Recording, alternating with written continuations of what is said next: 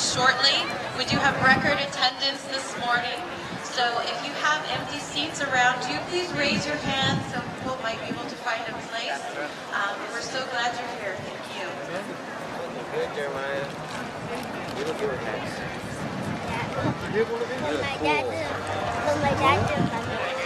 It's okay. You look good in hats, so don't worry.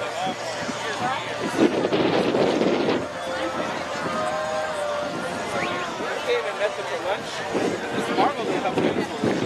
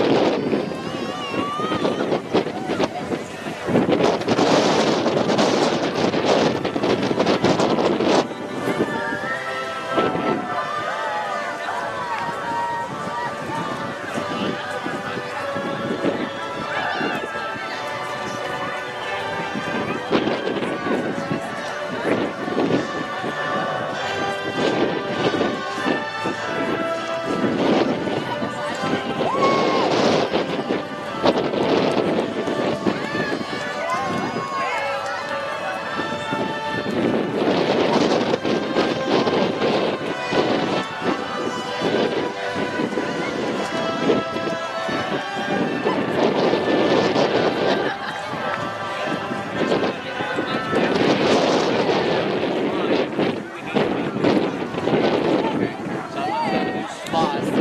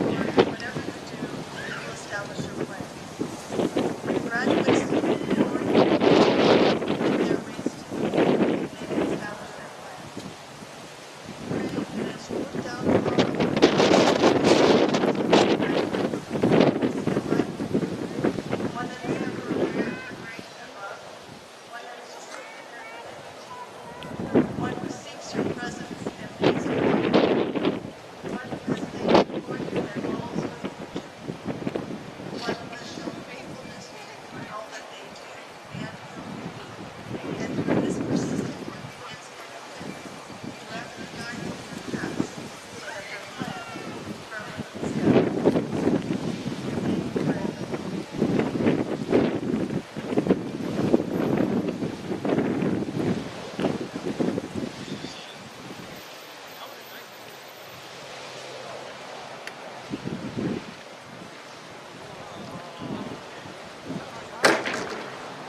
behalf of the Simpson University faculty, staff, administration, and trustees, I'd like to extend a warm welcome to you.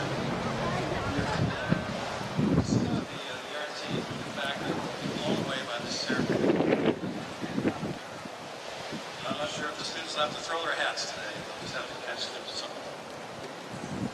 This is a day to celebrate the achievement of students in all programs who have persisted in their studies to graduation. Persist is a fitting word to use when referring to these graduates.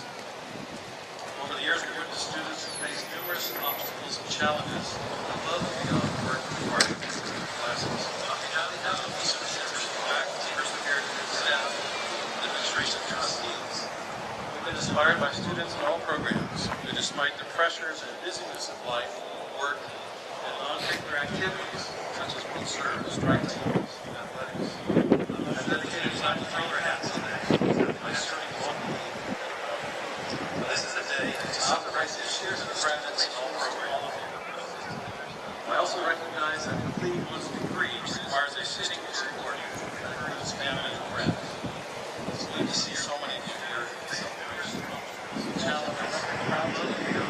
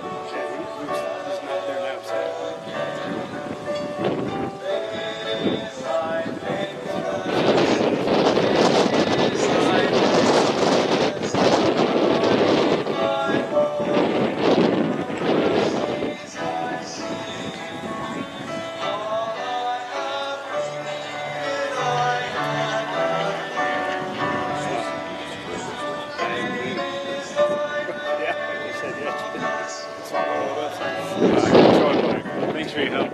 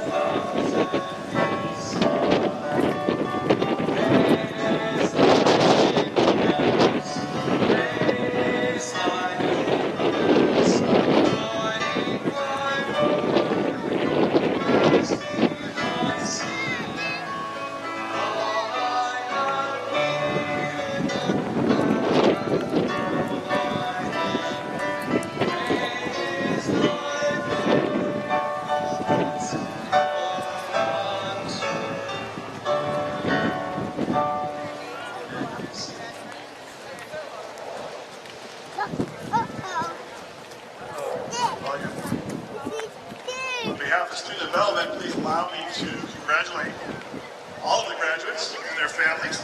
This is truly a great day to be a Red Hawk. So welcome. You can do that again, right?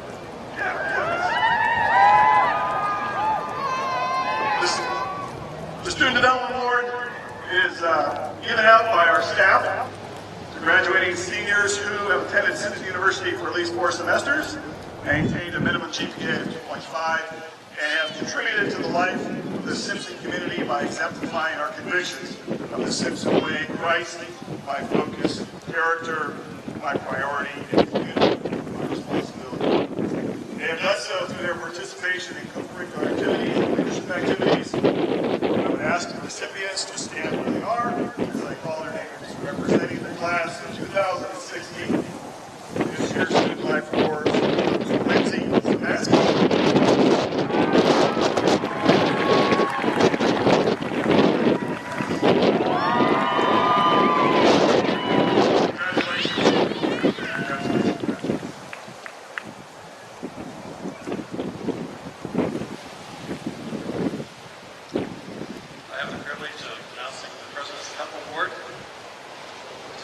Graduating senior who, in the opinion of student development staff and administration, has made the highest all-around contribution to the life of Simpson University during the Simpson student tenure at the school. This year's award recipient came to Simpson 4 years ago, completed her master's program in English. Outstanding student.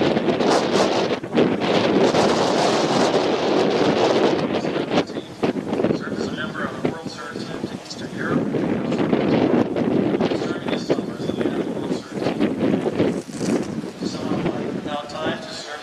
Assistant in the urban sheltering dorm for the past 3 years. Including the lead assistant this year. Her outstanding achievements in the area of academics, athletics, and service that exemplify the Simpson University mission made her nomination and selection as a recipient of this year's President's Cup Award very well deserved. Please join me in congratulating Holly Renee Peters.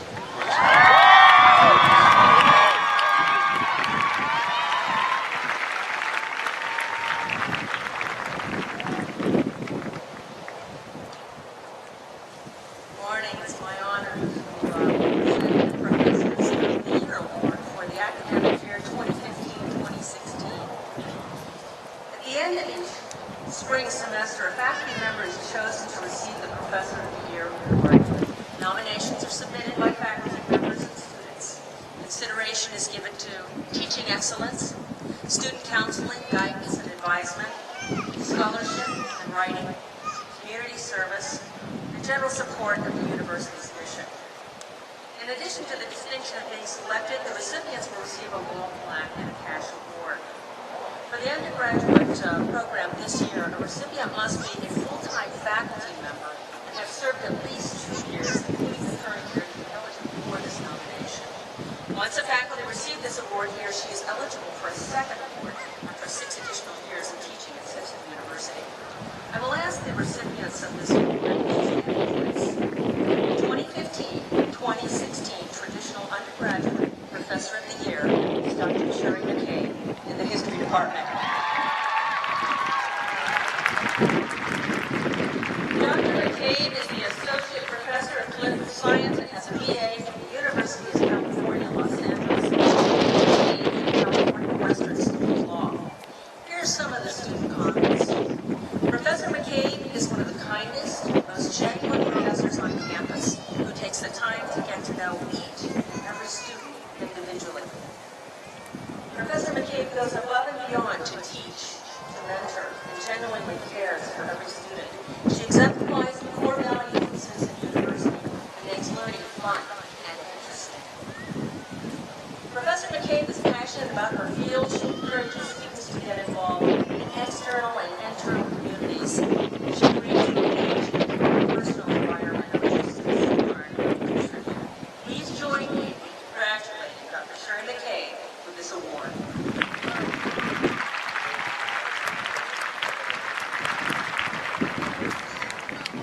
I would also like to honor our Aspire Adult Studies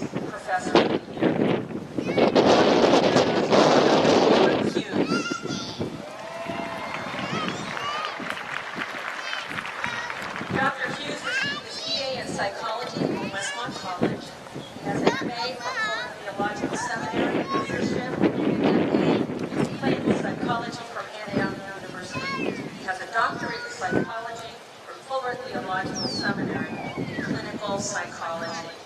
Here's some student comments about Dr. Hughes. Dr. Hughes is the best professor and teacher I have ever had. He is always encouraging to all students and very knowledgeable about his field. I really appreciate the time he takes.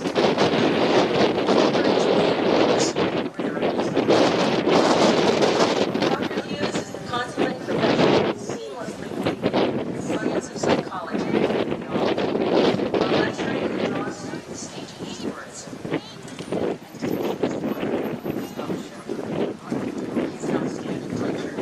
Dr. Hughes was a very knowledgeable professor, was very engaging in lectures, and personally decided to go to each class session.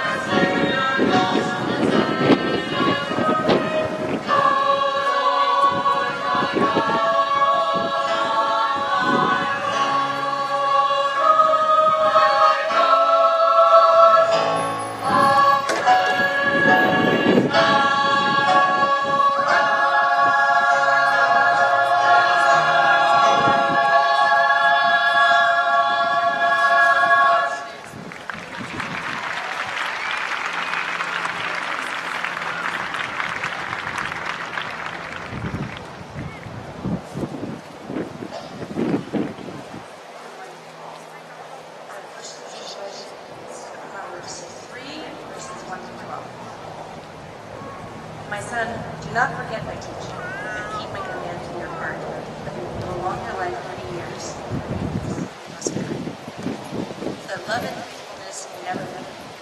Find them around your neck, write them on the tablet of your heart. Then you will win favor and live in the sight of God. Trust in the Lord with all your heart, and not in your own understanding. In all your ways submit to Him, and He will make your paths straight. Do not be wise in your own eyes. Fear the Lord, and show Him. This is bring health to your body and nourishment to your bones. Honor the Lord with your wealth, with the first fruits of all your crops. Then your barns will be filled to overflowing, and your vats will brim over with new wine.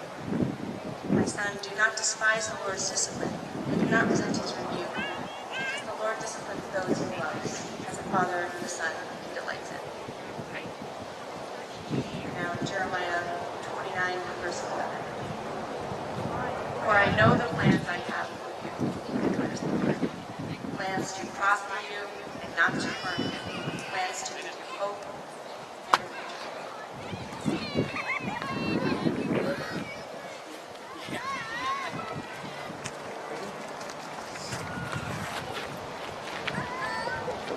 I have the privilege to introduce our speaker this morning. I'm very pleased to have Dr. Giller, author of medicine and scripts. Dr. Giller is a founder and president of the Center for Parent and Youth Understanding and Preserving and Assisting Schools, Churches, community organizations in the United States, Canada, internationally, in their efforts to strengthen families. He's worked with youth and families for more than 35 years. As a recognized authority on family issues, Dr. Muller has appeared on numerous media outlets internationally discussing a regular seminar and conference speaker communicates effectively with adults and teenagers alike. He's written extensively on family issues, sampling of which includes the great problems of parents and teenagers, Space Between, Parents' Guide to Teenage Development. I want to talk to my student about movies, music, and more. Engaging the soul of youth culture and bridging teen worldviews to Christian truth. His most award winner, Understanding Today's Youth Culture. He's a regular contributor to numerous journals and magazines. He's heard daily on the Center for Parent and Understanding radio program, Youth Culture Today. Dr. Giller has earned his Bachelor of Arts in Sociology from Community College in Pennsylvania, Master's in Editing, and Doctorate in Ministry in Postmodern Generations of Word Economy Theological Seminary.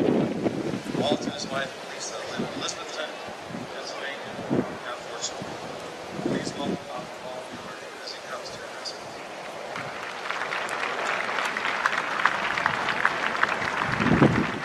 Thank you.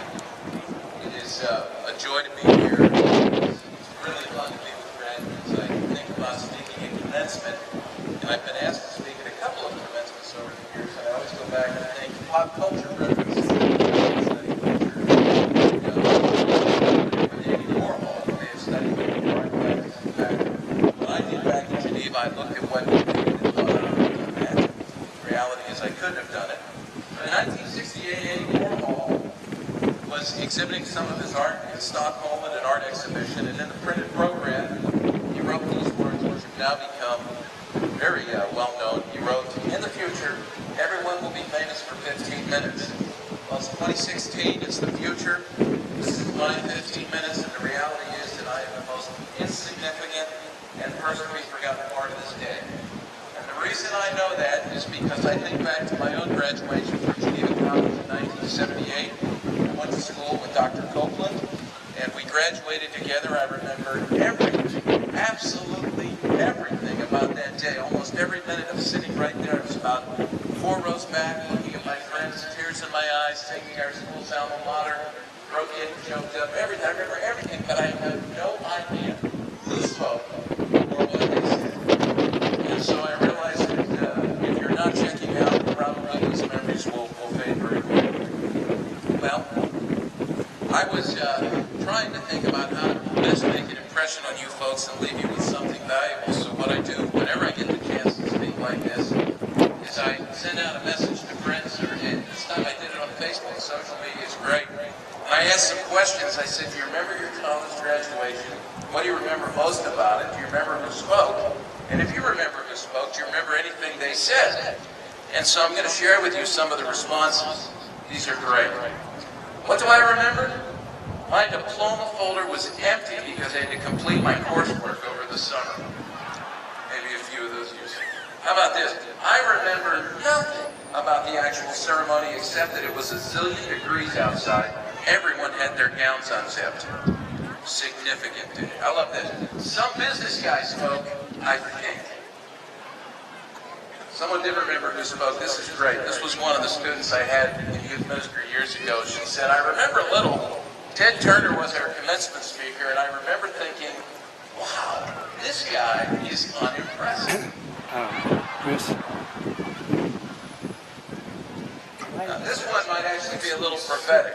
I remember being there. Right in the camera view of this is the online live stream. Someone spoke. Are you You're sure? live on hopefully thousands. But I felt That's all right. You're fine. Yeah. You're fine. rather than someone cool. And you folks get neither today, so I'll give you two more here. It was Game 6 of the Western Conference Finals. Don't remember anything else. Some of you were fans of that win. And here's my favorite ball. I had my picture taken with my girlfriend.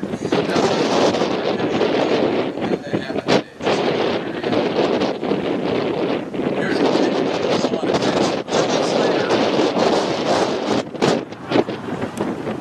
So what can I say?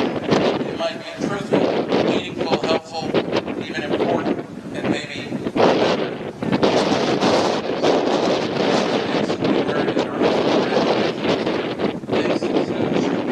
graduating today or this weekend or over the course of the next few weeks in colleges and universities will hear things like dream big, carpe diem, change the world, believe in yourself, imagine it, and make it happen. Or how about this? Follow your heart, or be and do anything if it is your mind to. We'll hear that, probably, most likely wherever we're speaking. And those will be some of the messages. So here's what I have to say to you today. I hope that it's on this special and wonderful day, we're all here to celebrate your hard work and your great achievement. I want you to remember, you have your whole life ahead of you, and it will not even come close to being what you think it will be. And that's just fine. Why do I say that? Well, I heard a song this week because I was listening to the radio. Maybe some of you are familiar with this Danish band. They're at #2 on the Billboard Hot 100 chart this weekend.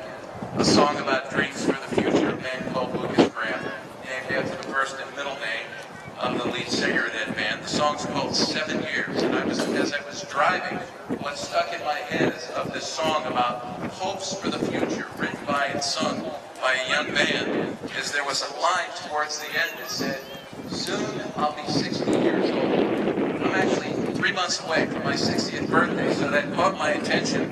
And I went and I looked at the lyrics, I researched the band a little bit, and I thought about the fact that here's this young guy singing, dreaming about the future as I did. In 1978, when Dr. Copeland and I were graduating from Geneva College, we spent 4 years like you folks did, maybe actually more for some of you, I don't know, but living with, eating with, studying with, and dreaming with our friends. Some of the best memories I have from a long time spent around the table sharing meals, talking about our lives and even thinking about our futures. We had our scripts. We had our lives written out.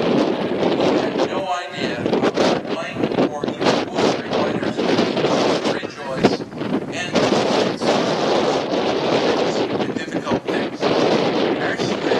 Our scripts were filled with nothing but great plans, as I'm sure yours are.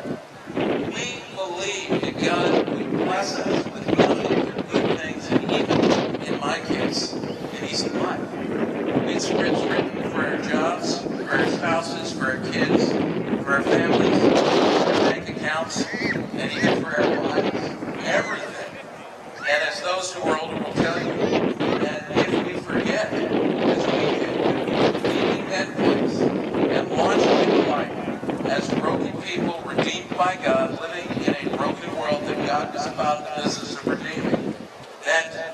was going to be difficult.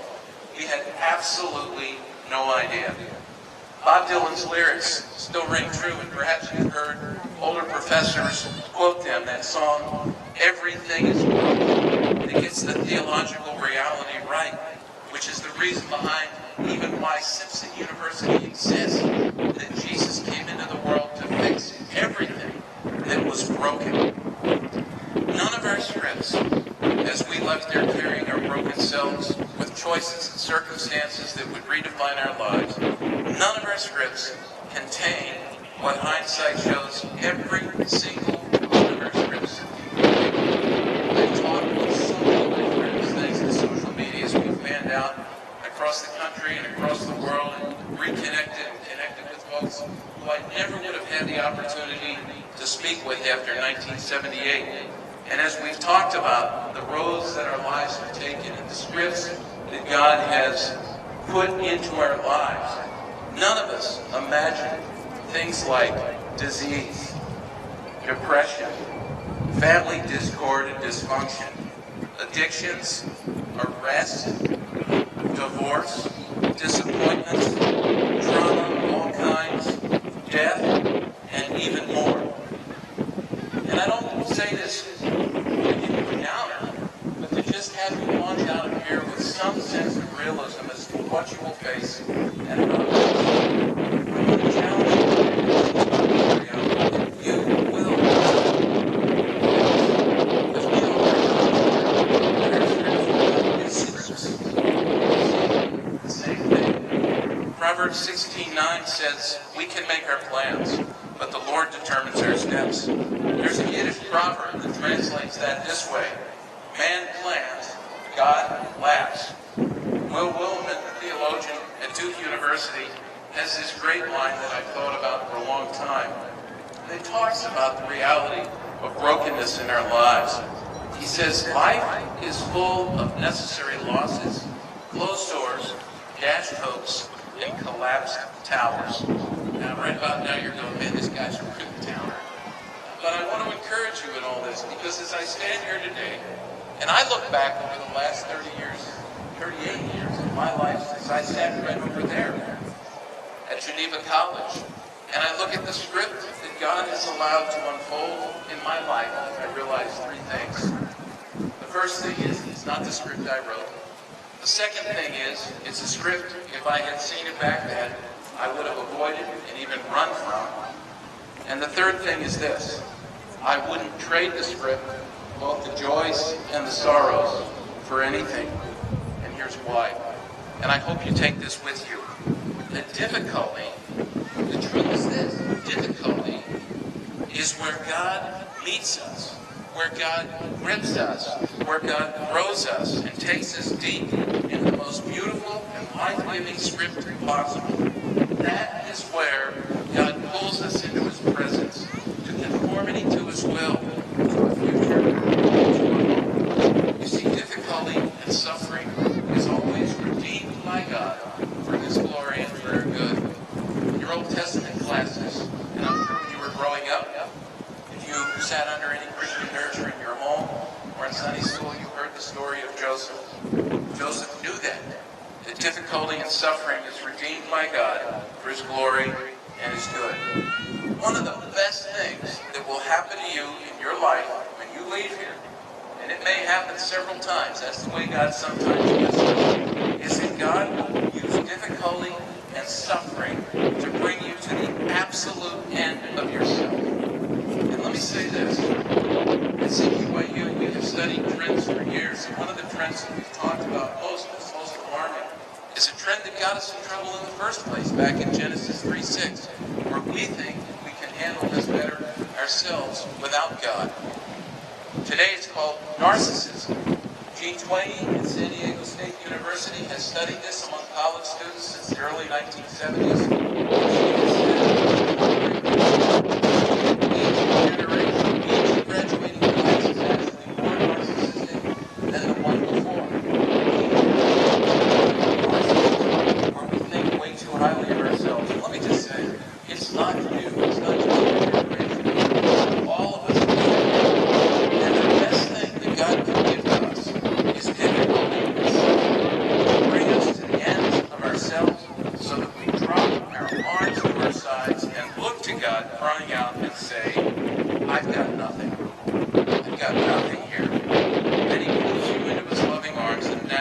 right where he was. Psalm 119, which is one of my favorite psalms, which talks so much about God's Word and the Scriptures and the role they should play in our lives and the value of the Scriptures. In verse 71, the psalmist writes this: "My suffering was good for me, for it taught me to pay attention to your decrees." When life is easy, we forget God and we depend on only ourselves. 3 weeks ago today, I went to Austin, Texas to speak to young parents about social media and talk about things that their kids were going to face. And in the evening, I reconnected with some friends from Geneva College that I had not seen since 1978. They were a couple who had gotten married after graduation. She didn't give them the heave-ho. And as we sat there and we talked about the scripts and the hopes and the dreams that we had lived in place 38 years ago. It was interesting because their story paralleled mine. Nothing worked out the way we planned. And we sat there at the table in the middle of a restaurant, with tears falling from our eyes, as we talked about the kinds of things God had allowed to come into our lives to shape us and mold us and bring us closer to Himself. And the tears we cried were tears in many ways of disbelief, and they were tears of hurt, but even more than that, they were tears of great joy, because we had seen what God had done in our lives, and we shared about some of the heartache and the disappointments that are there. In Jeremiah 29:11, we read these words that were read already. "For I know the plans I have for you, declares the Lord, plans of welfare, not for evil,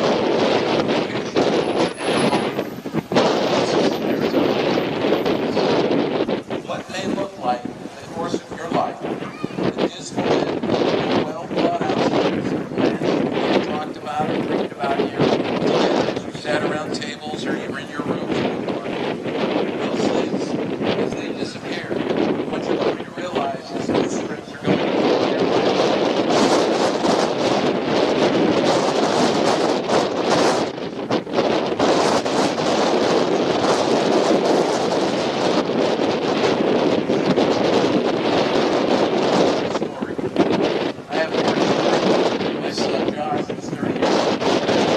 When he was 5 years old, 25 years ago, pretty eye-opening for me. As he challenged a little gift he gave me. I was getting ready to leave for about 10 days for a trip. I was eating that long before. I was ready and I didn't want to be away from my wife and my kids. And I was realizing pretty quickly Josh didn't want to leave either. He was in the living room as I was sitting in the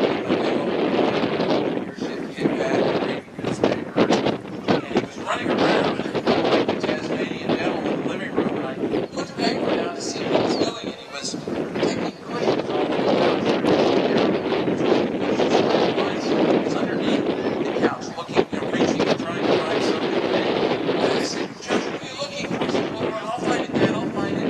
He ran upstairs to his room, the doors open, he closed, he jumped up on his bunk bed, he jumped down, and eventually I heard his feet, little feet, 5-year-old feet, come pounding down the steps.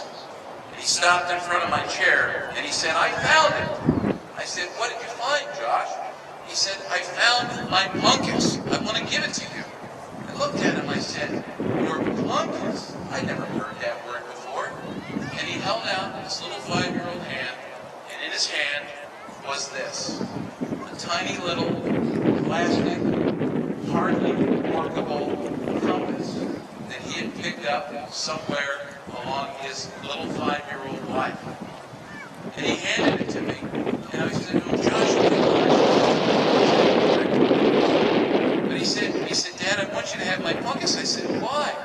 He said, "You are going on a long trip, and you're going to be away for a while. And while you're gone, I don't want you to forget where you're from, and I don't want you to forget how to get back here. I want you to come home." Tears are just raining down my eyes.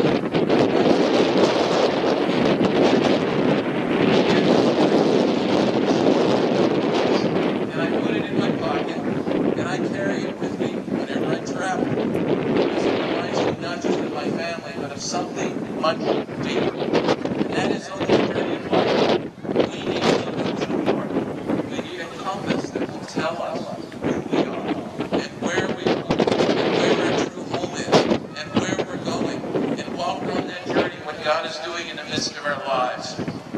morning I open this up, and every morning I read more and learn more about who God is and who He's calling me to be. And I want to challenge you to do the same every day. There are people here, professors, parents here, grandparents who pray for you, that you would somehow find your way. Bring a great return on the investment that's been made in you here at Simpson University and build on that. Every day when you go to the Father, ask 3 questions. Or actually pray these 3 prayers. Show me you, God. Secondly, show me me. And then thirdly, show me your plan for me. Jesus is with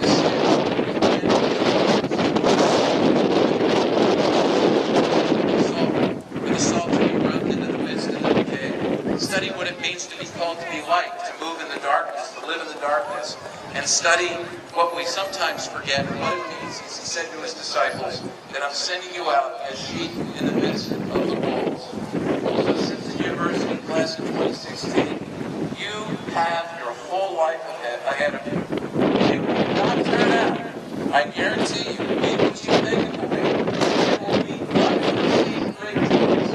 There will be unforeseen deep sorrows. But in the midst of all of it, we challenge you to pursue single-minded devotion and faithfulness to Jesus Christ, who holds you close. And you will find that yourself living the best script today, April 30th, 2016, you can't even begin to imagine. And let me say this, if in 2 weeks from now you get to heave-ho, it'll all work out. God bless you.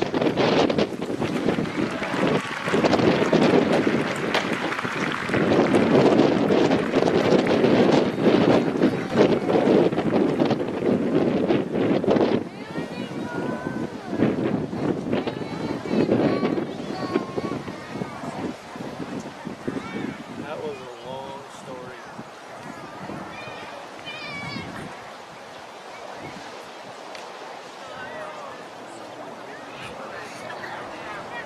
Mr. President, faculty, staff, graduates, and guests, we are gathered today to honor the Simpson University class of 2016, and as I heard you did it!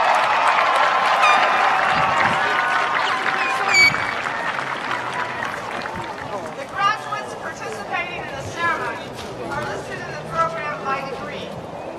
Students graduating with honors or distinction are so indicated with symbols to the left of their names. Additionally, their honors status will appear on their diplomas and transcripts, and I will announce that status when their names are called. The names of individuals graduating in absentia will not be announced. Will the graduates earning master's degrees please stand?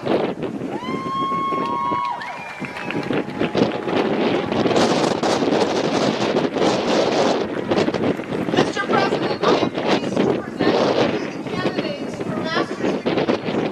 These students have earned the degrees of Master of Management, Master of Arts in Intellectual Leadership, or Master of Arts in Education. Inasmuch as they have fulfilled the requirements of the degrees and have been approved by the faculty, I recommend these degrees.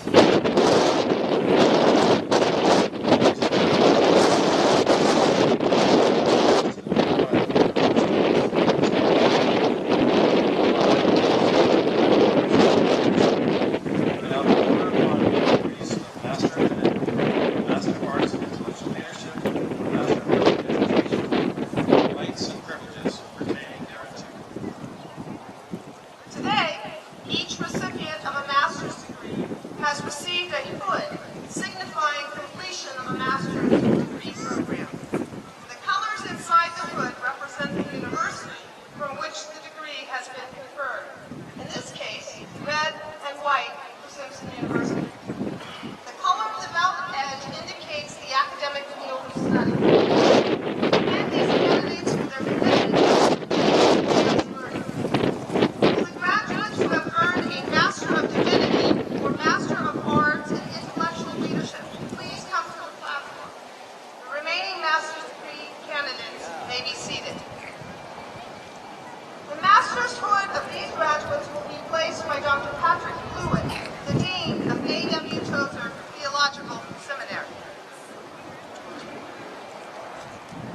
Mark Denny.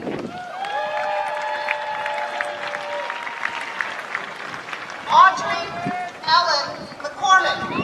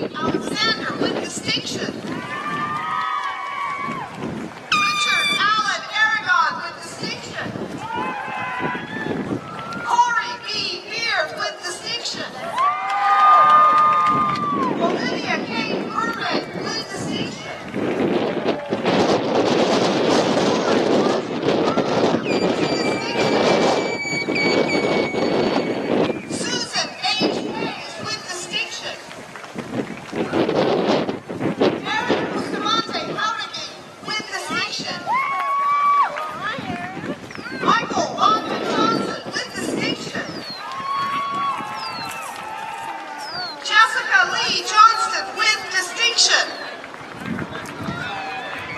Rachel Kearns with distinction. Heather Diane May. Brittany S. Ostendorf. Dixie Deanne Pettit with distinction. Tamara Diane Hallmark. Kristen Ann Schreiber with distinction. Jacqueline Nancy Swart with distinction. Elizabeth Dawn Senzel with distinction. Michelle Marie Serta. Peppermint Ann Cooper.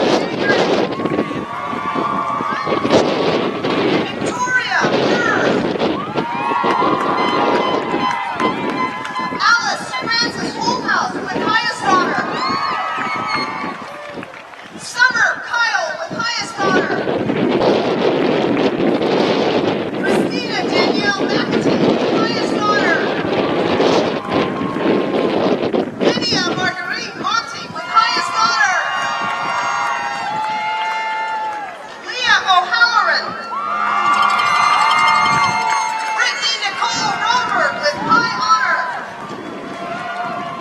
Victoria Lynn Tilley with highest honor. Fabiana Latrice Hendricks with high honor. Sarah Elizabeth Carrillo. Frank A. Sanchez. Amanda Lynn Sturdivant with high honor.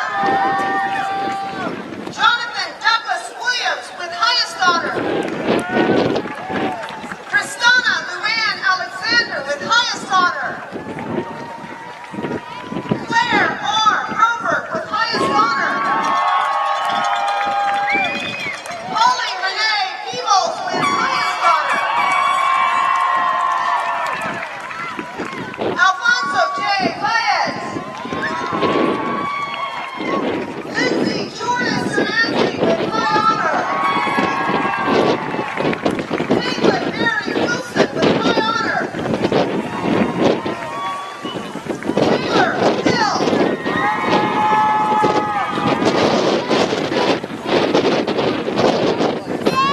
Matthew Galen Jones with high honor. Kristen Taylor Smith. Michelle Nayon.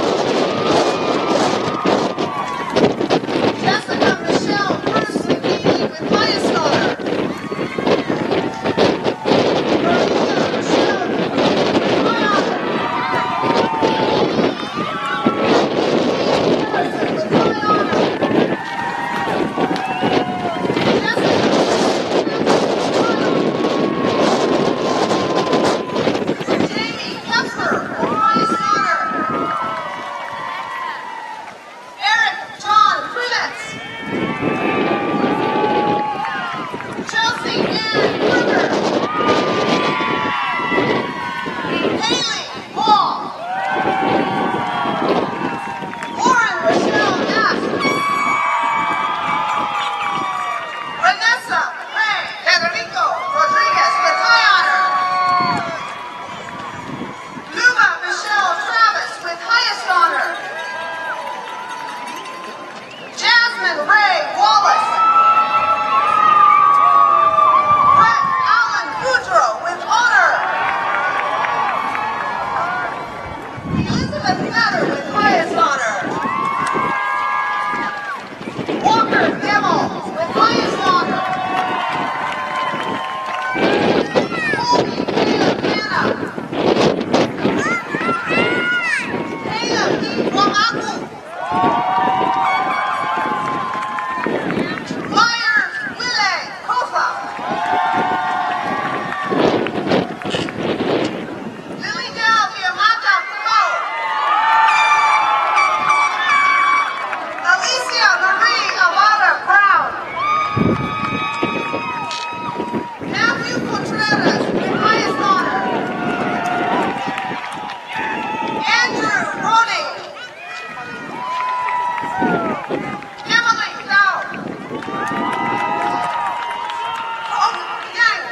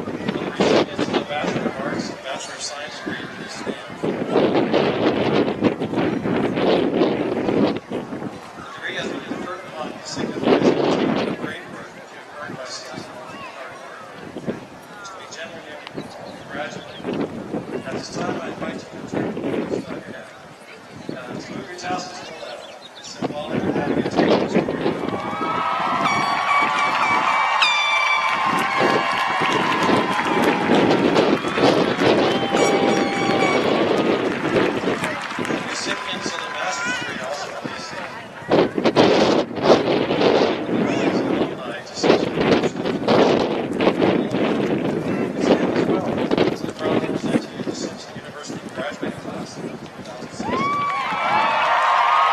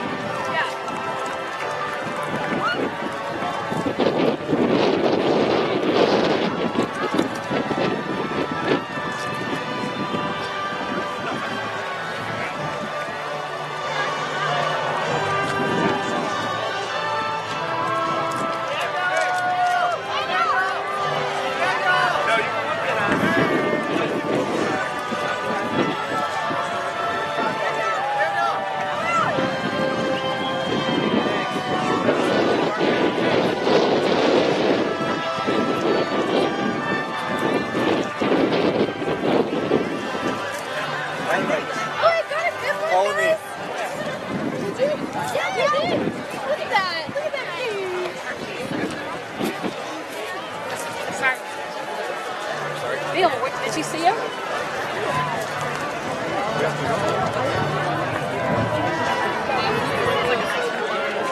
when you're sitting down on her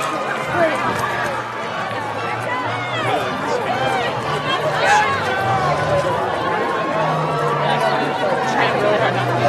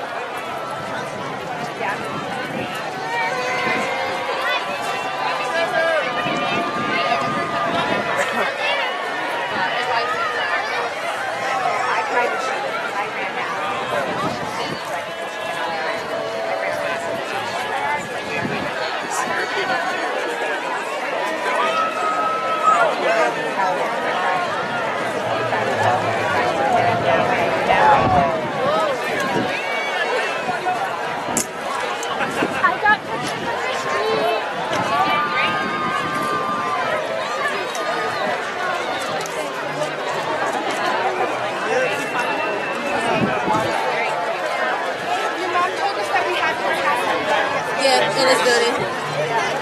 I want to appear like, I'll be like Jenna Knox.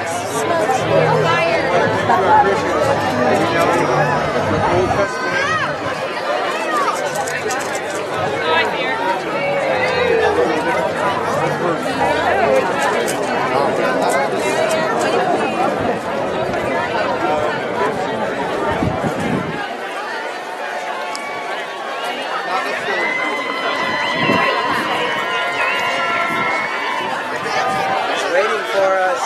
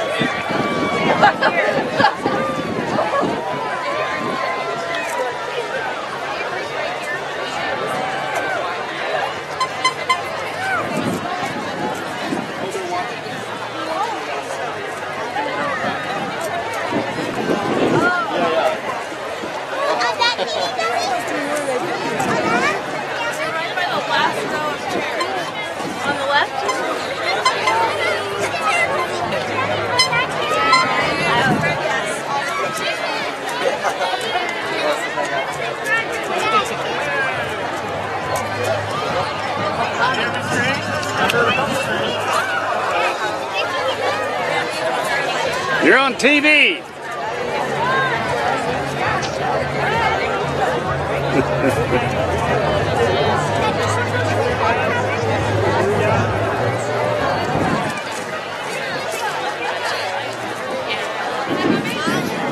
got it.